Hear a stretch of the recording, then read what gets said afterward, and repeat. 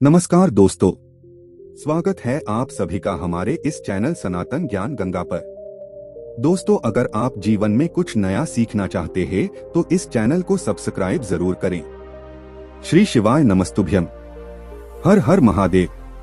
दोस्तों, कल सोमवार के दिन पड़ रही है हरतालिका तीज की बहुत ही विशेष तिथि और पूज्य गुरु जी कहते हैं कि इस विशेष तिथि में आपको सिर्फ चावल के दानों से शिवलिंग के सामने एक ऐसा उपाय करना है जो आपकी कब्ज की समस्या को समाप्त करने के लिए है, जो आपके व्यापार में आ रही समस्या को समाप्त करने के लिए है, जो आपकी नौकरी के लिए है, जो आपकी धन प्राप्ति के लिए है और जो आपके घर में हो रहे लड़ाई झगड़ों को समाप्त करने के लिए है। अगर आप अपने जीवन में किसी भी प्रकार की तकलीफ दुख समस्या से गुजर रहे हैं तो सारी समस्याएं इस उपाय के बाद समाप्त होने वाली है। तो चलिए जानते हैं उस विशेष उपाय के बारे में।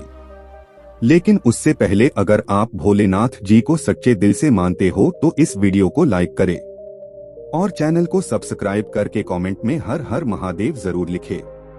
लेकिन पूज्य गुरुजी ने कहा कि इस बार हरितालिका तीज पड़ रही है सोमवार के दिन, इसलिए यह हमारा सौभाग्य ही है कि महादेव के दिन इस विशेष पर्व का आयोजन हो रहा है। पूज्य गुरुजी कहते हैं कि जब भी ऐसे विशेष अवसर आया करें तो आप महादेव के सामने कुछ विशेष उपाय करने से बिल्कुल भी ना चूका करें। देखिए, इस वीडियो में हम पूज्य गुरु जी द्वारा बताए गए 2-3 बहुत ही खास उपायों के बारे में बात करेंगे। इनमें से जो उपाय आपकी समस्या के लिए है उस उपाय को आप कर सकते हैं। चलिए बात करते हैं पूज्य गुरु जी द्वारा बताए गए पहले उपाय के बारे में। देखें, ये उपाय लोगों को करना है जिनके जीवन में कोई भी ऐसी विशेष मनोकामना है जो परिपूर्ण नहीं हो पा रही है। बहुत सारे व्रत कर लिए हैं, बहुत सारे उपाय कर लिए हैं, यहाँ तक कि उन्होंने पशुपतिनाथ का भी व्रत कर लिया है, तब भी उनकी वह मनोकामना परिपूर्ण नहीं हो पा रही है। तो पूज्य गुरुजी ने कहा कि आपको सिर्फ ये उपाय करना है।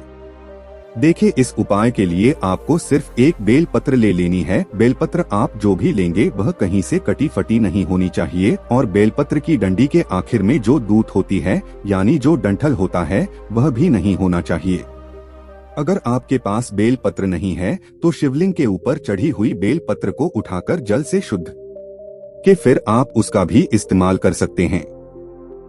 फिर इसी के साथ आपको ले लेना है एक लोटा जल। लोटा तांबे का ले लीजिएगा और जल आप अपने किचन से ले लीजिएगा। आपके किचन में आरओ मटका का बाल्टी जो भी रखा हुआ है, जो भी लगा हुआ है, वहीं से आपको जल ले लेना है। अब सिर्फ ये 2 सामग्री लेकर आपको जाना है शिवालय। पूज्य गुरुजी ने कहा कि ये उपाय आप इस सोमवार के दिन सुबह भी कर सकते हैं और शाम को भी कर सकते हैं, लेकिन आप प्रदोष काल के समय में अगर ये उपाय करते हैं तो ये आपके लिए बेहद खास हो जाता है, क्योंकि प्रदोष काल के समय साक्षात महादेव शिवलिंग में विराजमान होते हैं। अगर आप प्रदोष काल के विषय में जानकारी नहीं रखते हैं तो आपको जान लेना चाहिए कि शाम को जब सूर्यास्त होते हैं तो उससे 45 मिनट पहले का समय और 45 मिनट बाद का समय, यानी ये जो 1.5 घंटे का समय होता है, यह प्रदोष काल का समय कहलाता है।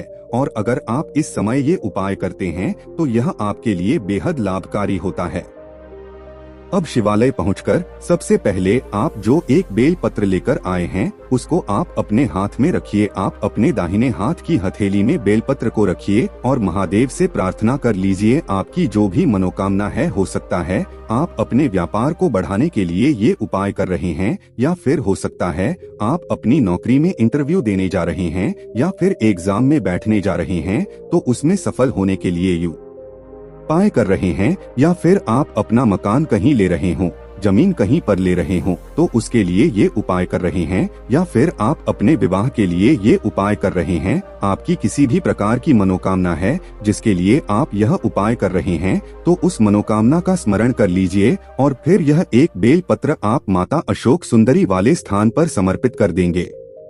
सामने आपको जिस स्थान पर बेलपत्र समर्पित करते हुआ दिखाई जा रही है उसी स्थान पर आपको ये बेलपत्र समर्पित करनी है। बेलपत्र की डंडी चलाधारी की तरफ रहेगी और बेलपत्र की चिकनी साइड का हिस्सा शिवलिंग में टच करेगा।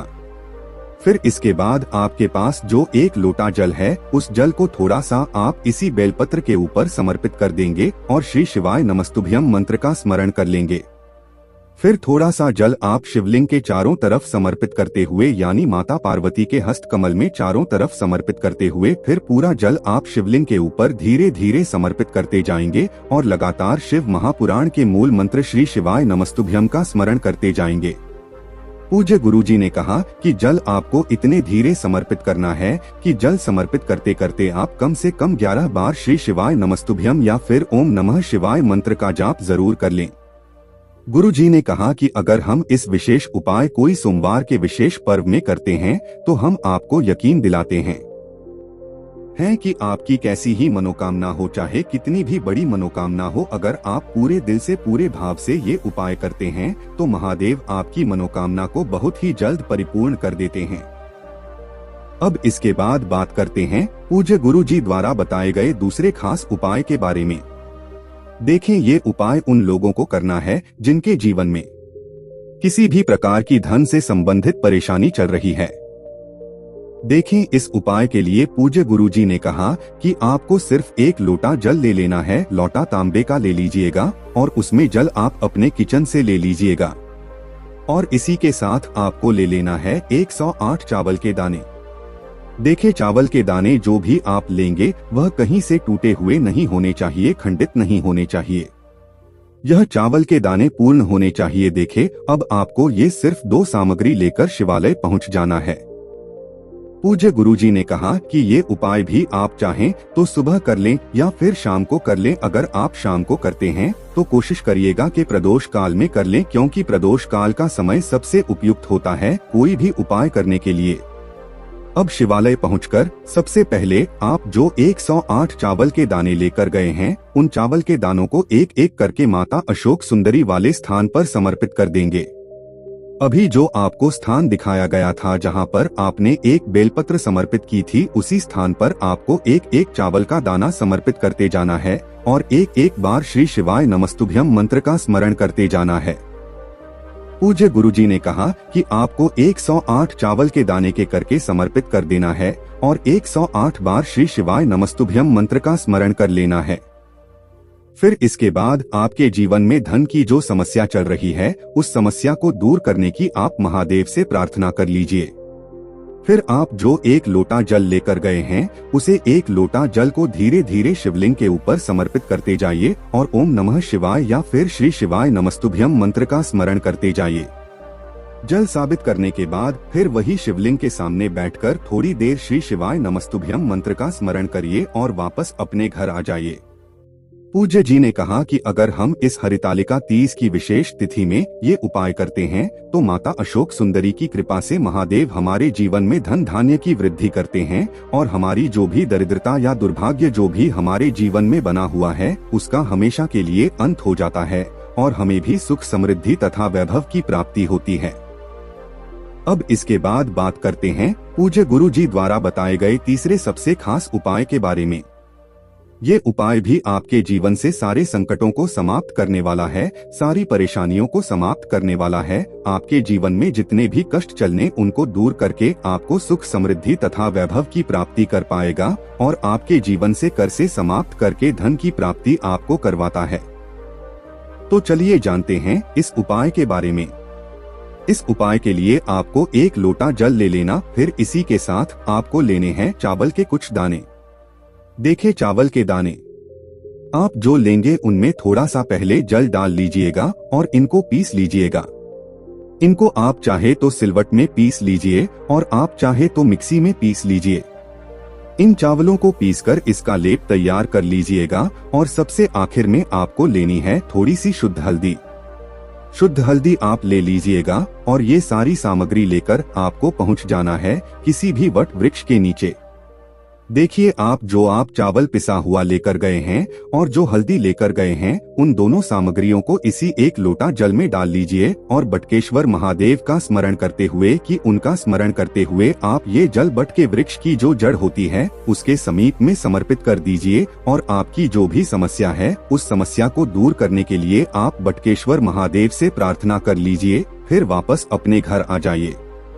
फिर उसके बाद अगले सोमवार को फिर आपको यही कार्य करना है और फिर तीसरे सोमवार को आपको फिर यही कार्य करना है, यानी 3 सोमवार को आपको ये उपाय करना है। लेकिन ये उपाय आप शाम को यानी सूर्यास्त के पहले ही करना, सूर्यास्त के बाद आपको ये उपाय नहीं करना है। अब तीसरे सोमवार को जब आप यह उपाय करेंगे तो उपाय करने के बाद आप कार्यरत के वृक्ष की जो जन होती है, लेकिन बरगद के वृक्ष की जो टहनियां होती हैं, उनमें से जड़ें लटकती रहती हैं।